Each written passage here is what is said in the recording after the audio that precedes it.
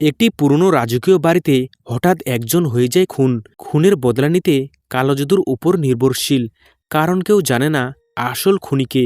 যাকে মারা হয়েছে তার নিজের বলতে বেঁচেগুনে দুই একজন। এর মধ্যে তো একজন নিজের কাজ নিয়ে ব্যস্ত। খুনিকে ধরতে এই মহিলা শেষ পর্যন্ত লড়াই করেছিল, কারণ এই মহিলার রয়েছে এক বিশেষ শক্তি, যেই শক্তি দিয়ে সে খুনিকে ধরতে পেরেছিল। তবে এই মহিলাও পড়েছিল মহাবিপদে। আসলে এই মহিলা প্রকাশ করেছিল কে খুনি। খুনি বিষয়টি জানতে পারলে এই মহিলাকেও মারার জন্য উঠে পড়ে লেগেছে। শেষমেশ এই মহিলাকেও খুন করে ফেলে। তাহলে কি খুনি রক্ষা পেয়ে গেল? না, এই মহিলা মরার আগে এমন কিছু ভয়াবহতা রেখে দিয়েছিল যেটা পরে খুনিদের মনে আতঙ্ক জাগিয়ে দিয়েছিল। তো আমি কনক শুরু করতে যাচ্ছি আজকের ভিডিও।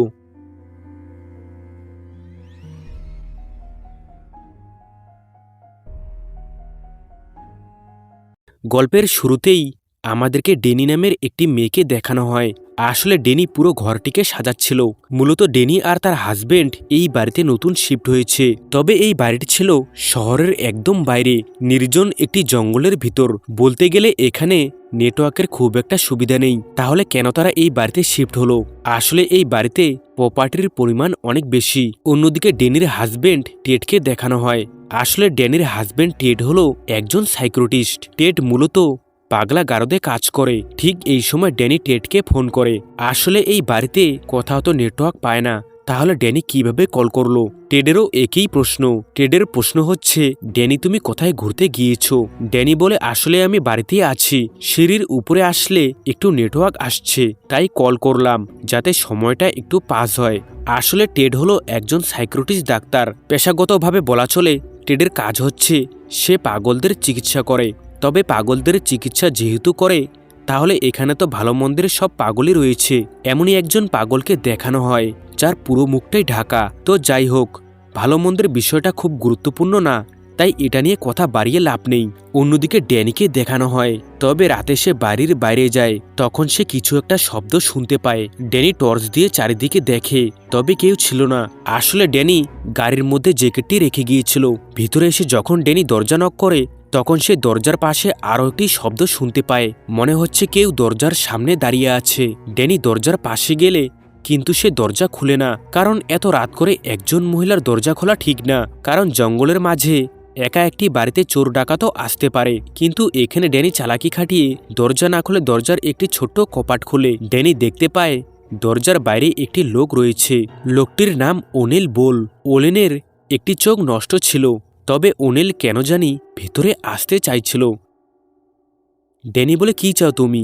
ওলেন বলে, তুমি কিছুক্ষণ আগে বাড়ির বাইরে গিয়েছিলে, গাড়িতে কি যেন রেখে গিয়েছিলে, সেটা আনার সময় তুমি দরজা বন্ধ করতে ভুলে গিয়েছিলে। ঠিক ওই সময় কেউ একজন ভিতরে গিয়েছে। ড্যানি বলে, আমি তো কাউকে দেখিনি, আর তুমি আমার বাড়ির বাইরে কি করছো? আমার স্বামী যে কোনো সময়ই এই জায়গায় এসে যেতে পারে। এই কথা শুনে ওলেন বলে, টেড রাত করে ডিউটি করে। এই কথা শুনে ড্যানি বুঝতে পারে এই লোকটি টেডের পেশেন্ট, আর টেড তো পাগলের ডাক্তার, তাই পাগলের কথা কে বিশ্বাস করবে? তবুও সন্দেহ দূর করার জন্য ড্যানি বলে, ভিতরে কেউ কি আছো? এই কথা শুনে ওলেন তাকে বোঝাতে চায় সে তোমার কথা সাড়া দেবে না। তবে ওলেনকে দেখলেই বোঝা যায় সে পুরো আত্মবিশ্বাসের সাথে কথা বলছিল। মনে হচ্ছে ওলেনের কথায় জোর রয়েছে। কিন্তু ড্যানি তো একজন অচেনা মানুষের কথা বিশ্বাস করতে চাইছে না। ড্যানি এবার পুলিশের হুমকি দেয়।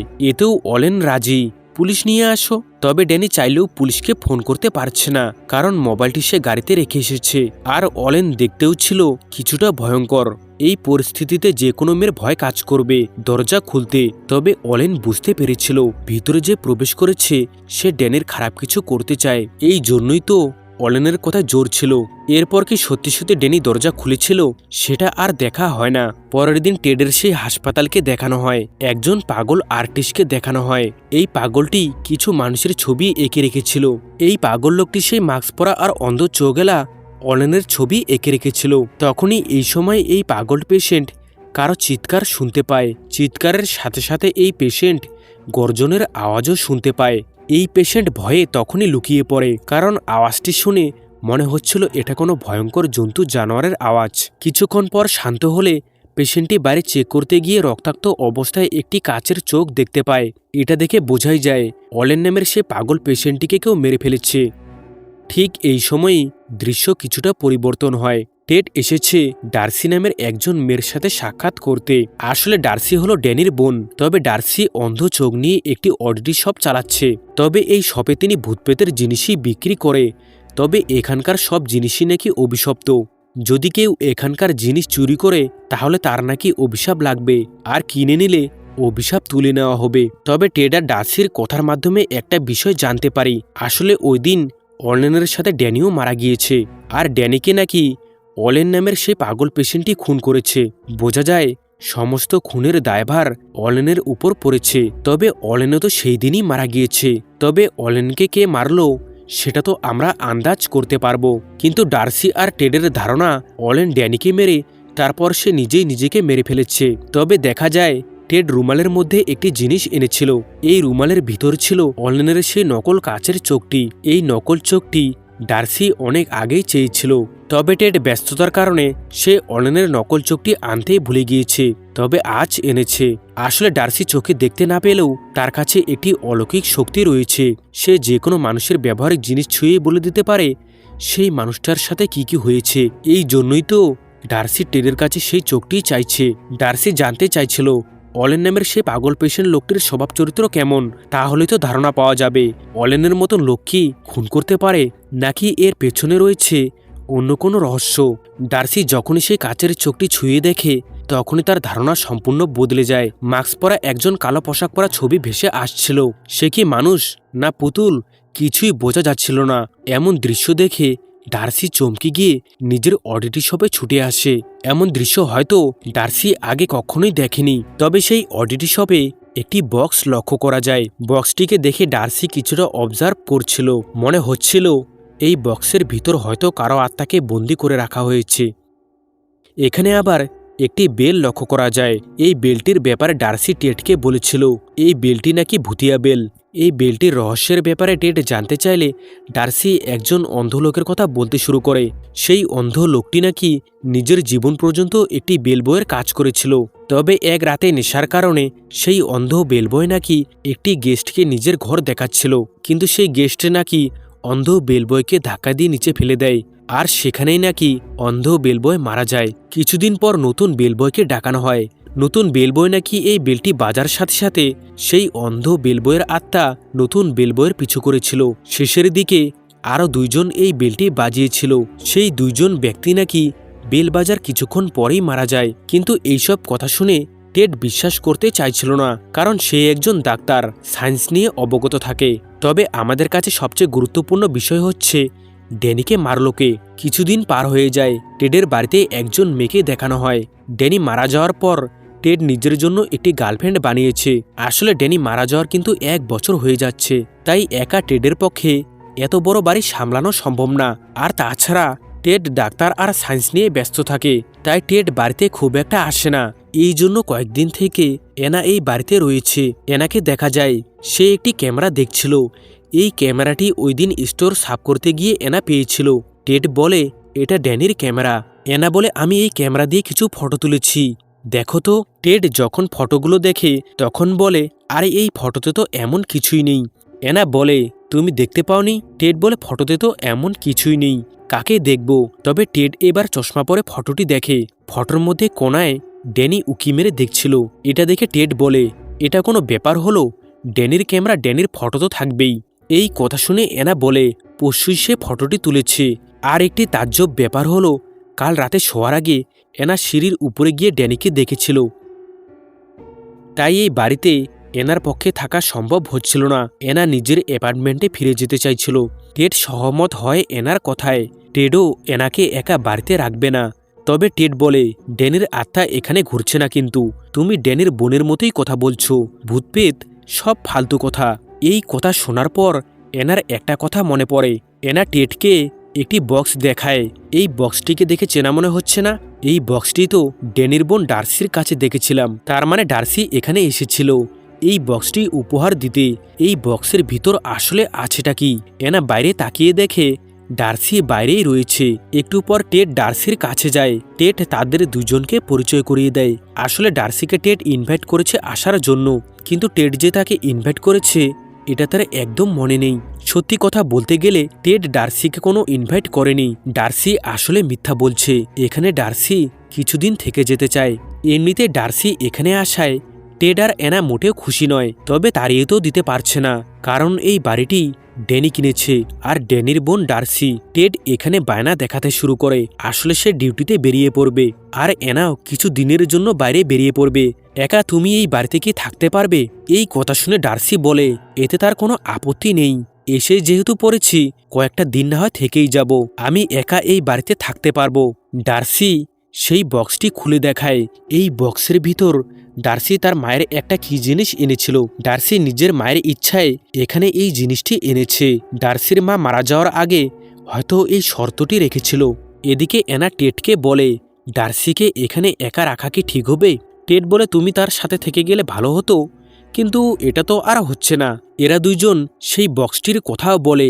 ডার্সি এখান থেকে চলে গেলে এরা নাকি সেই বক্সটি বাইরে ফেলে দেবে। অ্যানা বলে এই বক্সটি সে আমাদের কেন দিচ্ছে, কিন্তু টেড এর কোনো উত্তর খুঁজে পায় না।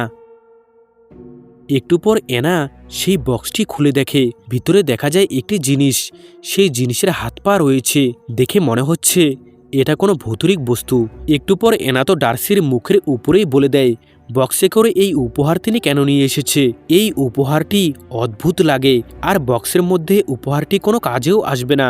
এই উপহারটি অ্যানার একদম পছন্দ হয়নি। এই কথা শুনে ডার্সি বলে আমার মা বাবার 5th ইউনিভার্সিটিতে একটি চুড়েল এই গিফটটি দিয়েছিল। এই উপহার অনেক মুশকিলে পাওয়া যায়। এনা বলে আমার তো এটা কোনো কাজে আসবে না। আমার সাথে টেডের এখনো তো বিয়ে হয়নি। আপাতত এই উপহারটি নিয়ে গেলেই ভালো হয়। অন্যদিকে টেড নিজের পাগল পেশেন্ট হাসপাতালে আসে। টেড এসেই সেই ব্যক্তির কিছু আর্ট করা ছবি দেখছিল। হ্যাঁ, সেই ব্যক্তি ড্যাকলেন ব্যারেট। কিছুদিন আগেই ড্যাকলেন ব্যারেট হার্ট অ্যাটাক করে মারা যায়। আর্ট করা একজন ব্যক্তির কথা তোমাদের আগেই আমি বলেছি। সবার প্রথমে অলেনের লাশ যে দেখতে পেয়েছিল আর শুনতে পেয়েছিল জানোয়ারের ভয়ঙ্কর গর্জন। কিছুদিন আগে ড্যাকলেন ব্যারেটের লাশ উদ্ধার করতে গিয়েই তো টেড পাগল আর্ট করা লোকটির কাছ থেকে পেয়েছিল অলেনের সেই নকল কাচের চোখটি। টেড এখানে অনেক ছবির মাঝে আরেকটি ছবি খুঁজে পায়। বাক্সের মধ্যে ডার্সি যে জিনিসটা এনেছিল তারই ছবি। কিন্তু কথা হলো ড্যাকলেন ব্যারেট এই ছবি আঁকার উদ্দেশ্য কি? সেদিন তাহলে ড্যাকলেন নামের সেই পাগল পেশেন্টটি কি দেখেছিল? অন্যদিকে এনা রেডি হয়ে পড়েছে বাইরে যাওয়ার জন্য। ঠিক তখনই এনা লক্ষ্য করে বাক্সের মধ্যে থাকা সেই জিনিসটা ডার্সি বের করেছে। এটা ডার্সি কেন বের করলো এনা এটা জানতে চায়, কারণ এটা ছিল দেখতে ভয়ঙ্কর। যে কেউ এই পুতুলকে দেখলে ভয় পাবে। তবে ডার্সি এই পুতুল বের করলেও এনা সেরকম কিছু একটা বলে না, কারণ একটাই, ডার্সি এখান থেকে যাওয়ার পরই এনা এই বাড়িতে ফিরবে আর ফিরে এসেই সেই ভয়ঙ্কর পুতুলটিকে বাইরে ফেলে দেবে।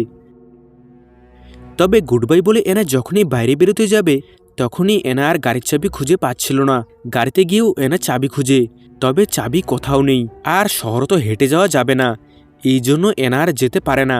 এই কারণে এনা ডার্সি আর সেই ম্যানুকিন্স পুতুলটির সাথে সময় কাটাতে থাকে, কারণ এটা ছাড়া কোনো উপায়ও নেই। এখানে এনা বলে আমি শুনেছি তুমি নাকি এন্টিক স্টোরে কাজ করো। এই কথা শুনে ডার্সি বলে হ্যাঁ, তবে সেই স্টোর আমার মায়ের ছিল। মা মারা যাওয়ার পর আমি সেই অডিটি স্টোর চালাচ্ছি, তবে সেটা আমার মেন ইনকাম সোর্স ছিল না। এর বাইরে আমি অবজেক্ট রিড করি। এটার মানে জানতে চাইলে ডার্সি বলে আসলে যে কোনো জিনিস উঠিয়ে সেটার ব্যাপারে বলে দিতে পারি, অনেকটা ভ্যালুয়েশনের মতো। অনেক পরিবার আমার কাছে আসে নিজের সম্পর্কে জানার জন্য, তবে পার্সোনাল আইটেম সবচেয়ে ভালো কাজ করে। যেমন ঘড়ি, আংটি, স্ক্রিনের সাথে থাকা যে কোনো জিনিস সবচেয়ে ভালো কাজ করে।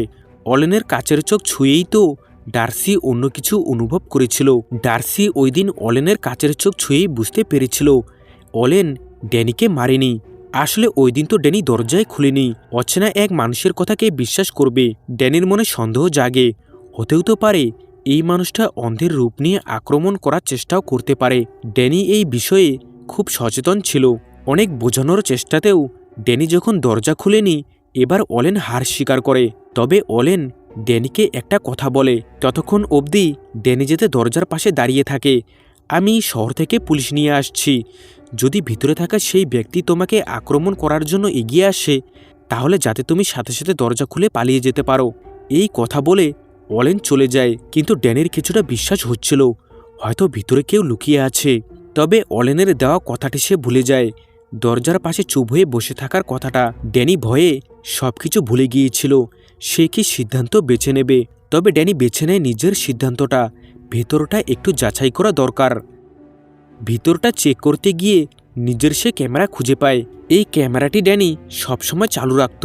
প্রতি সেকেন্ডে সেকেন্ডে এই ক্যামেরা ছবি ক্যাপচার করত। এমনই একটি ছবি ক্যাপচার হয়ে যায় আর ক্যামেরার মধ্যে ড্যানি সেই ফটোটি দেখে ফেলে। ড্যানি সাথে সাথে ভয় পেয়ে যায়। তখনই ড্যানি এই জায়গা থেকে পালাতে চাইছিল।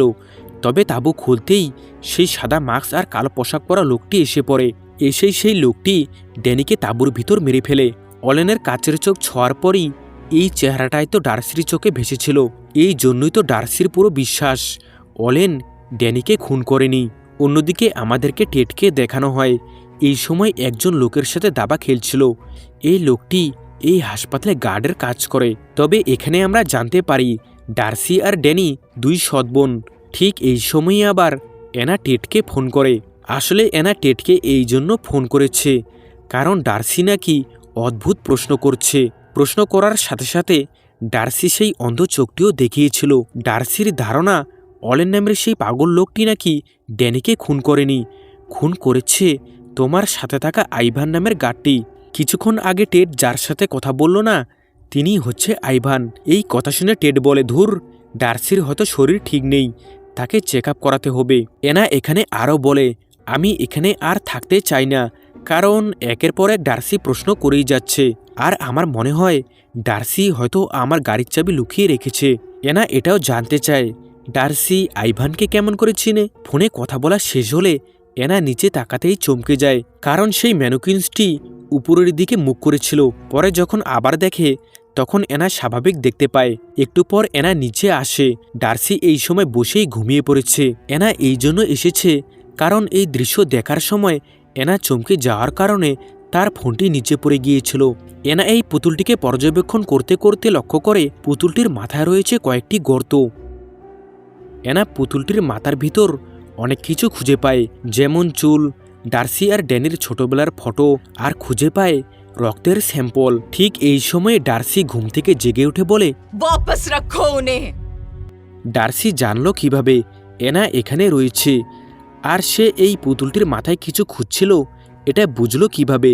এখানে আমরা আন্দাজ করতে পারি ডার্সির সাথে এই পুতুলটির কিছু তো একটা কানেকশন রয়েছে কারণ ডার্সি তো চোখে দেখতে পায় না। রাতে এনা ঘুমানোর সময় ড্যানির ক্যামেরা নিয়ে তাদের ভিডিও দেখছিল কারণ সময়টা তো পাস করতে হবে। ড্যানি আর টেডের ভিডিও দেখছিল। একই ভিডিও এনা আবারও রিপিট করে দেখে। তখনই এনা ক্যামেরায় যা দেখলো সাথে সাথে চমকে উঠল। চমকে উঠতেই দেওয়ালে একটি মহিলাকে দেখে মনে হচ্ছিল ড্যানির আত্মা। এনা ভয়ে ঘরের আলো জ্বালানোর পর দেখে কেউ নেই। সাথে সাথে এনা ডার্সির কাছে চলে আসে। এই সময় উপরে পায়ের ধূপধাপ শব্দ আসছিল। কিছুক্ষণ পর আওয়াজটি চুপ হয়ে যায়। এনা ভয়ে চাকু হাতে নিয়ে ডার্সি ডার্সি বলছিল, কিন্তু ডার্সি তো ঘুমিয়ে পড়েছে। আচমকা আবার সেই বাক্সটি শব্দ করে, যেই বাক্স করে ডার্সি এই পুতুলটি এনেছিল। এনা ভয়ে বলে, কে ওখানে? এনা ভয়ে বাক্সটি খুলতেই লক্ষ্য করে নিজের গাড়ির চাবি। আর কোনো কথা নেই, এনা সাথে সাথে বাইরে বেরিয়ে আসে। তখনই বাড়ির সমস্ত আলো বন্ধ হয়ে যায়। এখানে এনা আরও ড্যানির আত্মাকে দেখতে পায়। তবে চাবি যেহেতু পেয়ে গেছে তাই সে আর এই বাড়িতে ফিরবে না। এনা গাড়ি নিয়ে বেরিয়ে পড়ে। এদিকে ডিউটি শেষ করে রাত করে টেড বাড়িতে ফিরে। তবে বাড়ির ভিতরটা ছিল অন্ধকার, কোথাও কোনো আলো নেই। আসলে টেড এই জন্য রাত করে বাড়ি এসেছে কারণ এনা তার ফোন উঠাচ্ছিল না, আর তুলবেই বা কী করে? এনার ফোনটি তো নিচে পড়ে ভেঙে গিয়েছে। বাতি নিয়ে টেড সিঁড়ির উপরে আসে। উপরে আসতেই দেখতে পায় ডার্সিকে। টেড এখানে ডার্সিকে বলে, এনা আমার ফোন উঠাচ্ছে না। এনা কোথায়? ডার্সি বলে এনাকে ড্যানি ভয় দেখিয়ে ভাগিয়ে দিয়েছে। কিন্তু এইসব কথা টেডের মতো লোক কি বিশ্বাস করবে?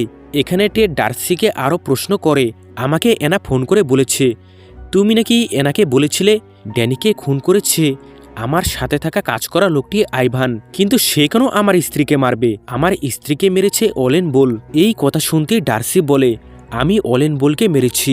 আমিও ভেবেছিলাম হয়তো অলেন ড্যানিকে মেরেছে, কিন্তু অলেন এসেছিল ড্যানিকে বাঁচাতে, এই জন্য আমাকে সাজা পেতে হবে।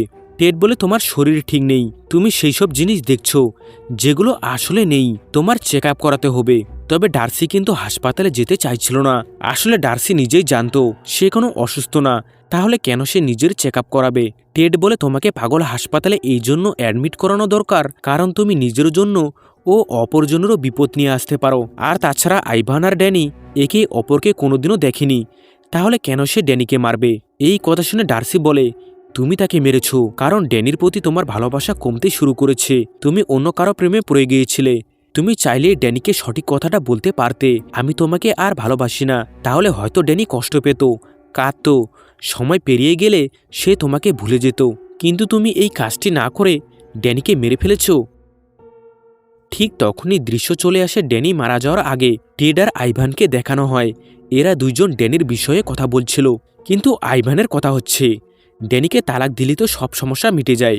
এই কথা শুনে টেড বলে ড্যানি আমাকে অনেক ভালোবাসে, ড্যানি আমাকে ভুলতে পারবে না, তবে যদি কোনোদিন এনার ব্যাপারে জানতে পারে তাহলে ড্যানি আমাকে বাড়ি থেকে বের করে দেবে।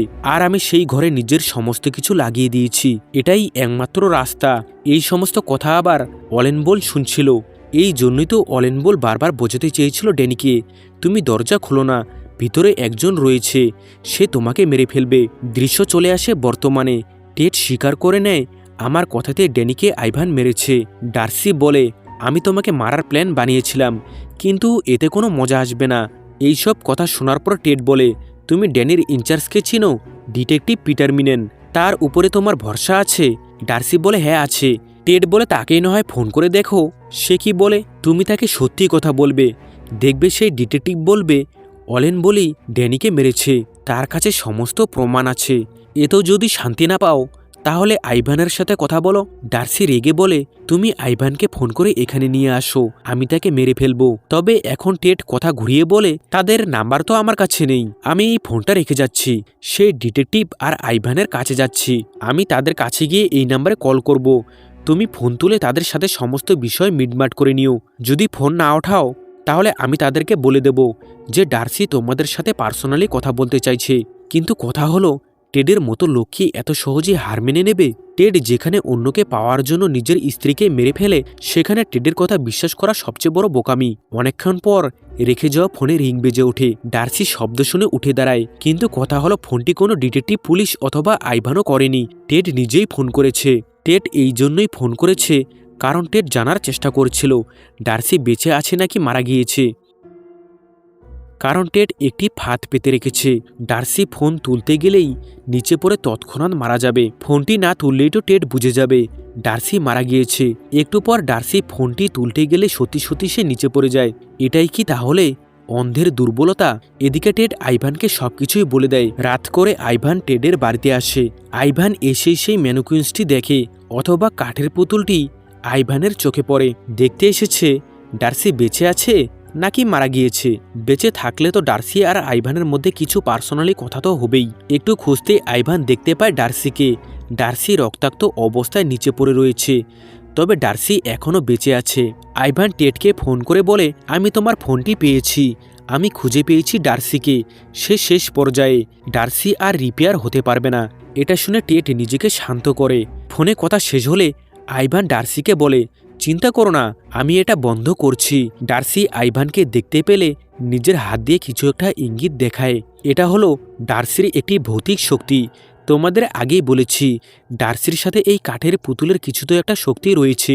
হ্যাঁ রয়েছে, ডার্সি তো এটাই বলছে, আমরা একে অন্যের সঙ্গে জুড়ে রয়েছি। ডার্সি নিজের মন্ত্রের দ্বারা এই কাঠের পুতুলটিকে জাগ্রত করছিল। এদিকে আইভান যাওয়ার সময় লক্ষ্য করে পুতুলটি সেখানে নেই। আসার সময় তো আইভান পুতুলটিকে ঠিকই দেখেছিল, তাহলে গেল কোথায়? আইভান টর্চ ঘোরালে পুতুলটিকে দেখে, তবে পুতুলটি হঠাৎ করে আইভানের দিকে তাকায়। এমন দৃশ্য দেখে আইভান ভয় পেয়ে পালাতে শুরু করে। ভয় পাবে এটাই তো স্বাভাবিক, চোখের সামনে যদি একটি পুতুল নড়াচড়া করে এটা তো অস্বাভাবিকের থেকে কম নয়। আইভান ভয়ে পালাচ্ছিল, কিন্তু পুতুলটিও আইভানকে লক্ষ্য করেই যাচ্ছিল। আইভান শেষমেশ কোথায় পালিয়ে যাবে, কোনো পথ খুঁজে পাচ্ছিল না। এদিকে কিন্তু ডার্সি মৃত্যুর শেষ পর্যন্ত পুতুলটিকে নিজের শক্তির দ্বারা নিয়ন্ত্রণ করছিল। আইভান খুব তাড়াহুড়ো করে পালানোর জন্য নিচে ঝাঁপ দেয়, কিন্তু ঝাঁপ দিতেই আইভানের একটি পা ভেঙে যায়। আইভান আর দাঁড়াতে পারছিল না। সেই পুতুলটিও কিন্তু আইভানের কাছে এসে পড়ে। পুতুলটি আইভানকে যখনই মারতে যাবে তখনই পুতুলটি অকেজো হয়ে যায়। কারণ একটাই, ডার্সি মারা গিয়েছে। পরের দিন আইভান নিজেকে হাসপাতালে দেখতে পায়, তবে এটা কোনো স্বাভাবিক মানুষের হাসপাতাল না, এটা সে পাগল হাসপাতাল। টেডকে দেখেই হয়তো বুঝতে পেরেছ এই হাসপাতালটি কোথায়। টেড এখানে আইভানকে বন্দি করে রেখেছে, কারণ আইভানকে টেড পাগল ঘোষিত করেছে। টেড এখানে বলে কালকে কি হয়েছিল। আইভান বলে কাল রাতে আমার উপর একজন হামলা করেছিল। এই কথা শুনে টেড বলে ডার্সি আমাদেরকে একটি উপহার পাঠিয়েছিল, কাঠের তৈরি একটি পুতুল। পুতুলটি দেখতে ছিল খুব বিশ্রী আর ভয়ঙ্কর। আইভান, তোমার যখন হুঁশ ফিরে আসে তখন তুমি নার্সকে বলেছিলে কাঠের তৈরি একটি পুতুল জ্যান্ত হয়ে নাকি তোমার উপর হামলা করেছে। যদি এমনটাই হয় তাহলে সেই জ্যান্ত কাঠের পুতুলটিকে জ্বালিয়ে দিলাম কিভাবে? আগুন লাগানোর পর সেই পুতুল না পালানোর চেষ্টা করলো আর না চিৎকার করলো। এটা শুনে আইভান বলে তুমি সেই পুতুলকে সত্যি জ্বালিয়ে দিয়েছ? টেড বলে হ্যাঁ, জ্বালিয়েছে। চুপচাপ সেই কাঠের তৈরি পুতুল আগুনেই পুড়ে ছাই হয়ে যায়। তবে হুঁশ ফেরার পর নাকি আইভান পাদ্রিকে ডেকেছে, কারণ আইভান অলৌকিক যে দৃশ্য দেখেছে এটা সে পাপ মনে করছে। আইভান মনে করে পাপের জন্যই হয়তো এই ভয়ঙ্কর দৃশ্য দেখেছে। এটা সে প্রায়শ্চিত্ত করতে চায় পাদ্রির কাছে। আইভানের শেষ কথা, আর সে পাপ কাজ করবে না। তবে টেড জানায় সে এত কিছু তো হতে দেবে না। টেডের কথা হচ্ছে একজন সাইকোকে সহজে ছেড়ে দিলে মানুষ তাকে কি বলবে। টেড বাইরে যায়, তখনই সেই মাস্ক পরা পাগল লোকটিকে দেখা যায়, যেটা আমরা মুভির শুরুতেই এই লোকটিকে দেখেছিলাম। মাস্ক পরা পাগল লোকটিকে আইভানের সামনে দেখা যায়। পাগল লোকটি আইভানকেও কামড় দেয়। আসলে আইভানকেও পাগল বানাতে চায়, কারণ টেড নিজের স্বার্থের জন্য সব কিছু করতে পারে। আইভান স্বাভাবিক অবস্থায় থাকলেও টেড তাকে পাগল বানাতো, না হয় মেরে ফেলতো, কারণ টেড নিজের তথ্য কারো কাছে রাখতে চায় না। একদিন না একদিন ডার্সির খুনের বিষয়টি আইভান বলেও দিতে পারে। আর যদি পাগলটির কামড়ে আইভান মরেও যায়, এটা নিয়ে কোনো কেস হবে না। আর এই হাসপাতালে এটা নিয়ে কেউ মাথাও ঘামাবে না, কারণ এখানে সব পেশেন্টই তো পাগল। অন্যদিকে টেড নিজের স্ত্রীর রাজকীয় বাড়ির দিকে আসছিল। এনা টেডকে একটি ভয়েসমেল পাঠিয়েছে। এনা আর এই বাড়িতে আসবে না। এনার কথা হচ্ছে এই ভূতের বাড়িতে এসে সে নিজেকে বিপদে ফেলবে না। এনা ব্রেকআপ করতে চায়। একে করে তো দুইজন খুন হলো, এনাও এখানে এসে সে নিজেকেও বিপদে ফেলবে নাকি? তবে এনার কথায় টেড কিছুই মনে করে না, কারণ টেডের তো চাই সম্পত্তি, যেটা সে পেয়ে গিয়েছে।